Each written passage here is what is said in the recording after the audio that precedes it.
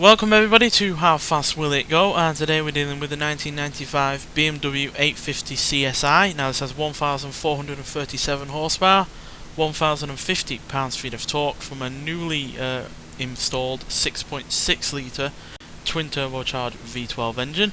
The car itself now weighs 3,530 pounds, has all-wheel drive, and it can do 0 to 60 in 2.158 seconds and 0 to 104.285 seconds. Now I say newly installed because obviously this car did have a V12 engine originally, but it now has the V12 engine from a McLaren F1, which is period correct pretty much. It's around the same time as the F1 when it was released, and yeah, V12 engine is obviously naturally the best engine for this car, because the CSI was the top of the line version of this car with its V12 engine.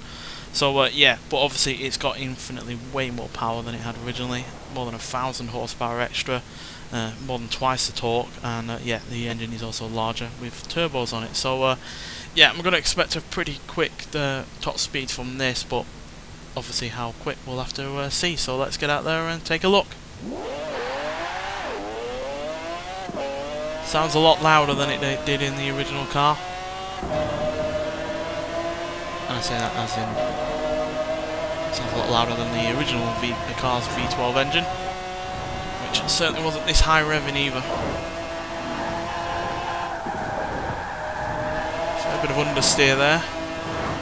It's not a surprise given it's now got all-wheel drive and a much larger engine up front. There's 240, 250,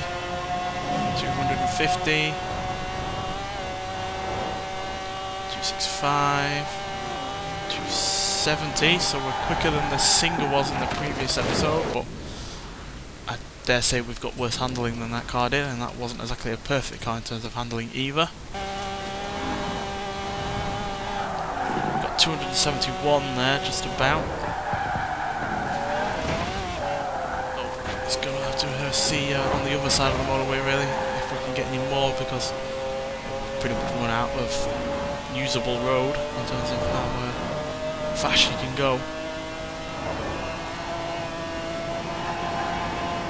There's a train, the steam does not help. Oh, Land Rover, you're right, you're right. Yeah, you'll also notice that I've given it a rear spoiler. It's not the Forza version of a spoiler, which is obviously a lot larger and creates a lot more downforce, but this does help in terms of stability a little bit.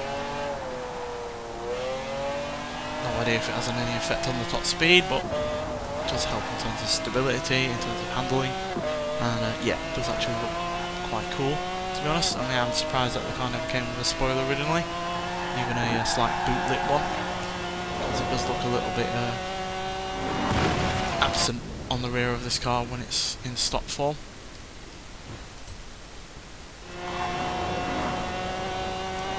There's 220 on this side of the motorway. Good thing about this car is obviously it's quite old, so the gearbox and the ratios weren't, you know, too complicated to deal with, and certainly haven't limited the top speed in any kind of way.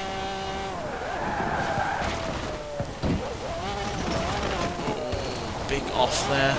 They didn't hit anything too solid, but we did get up to near 270 again, so fairly consistent in terms of its speed, but certainly not consistent enough in terms of its handling to really make the most of the massive amount of horsepower and torque that it's got going on.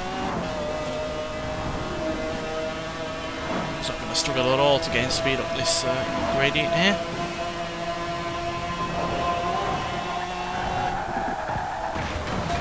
He's going to struggle to get around the corner. Oh dear. Oh dear.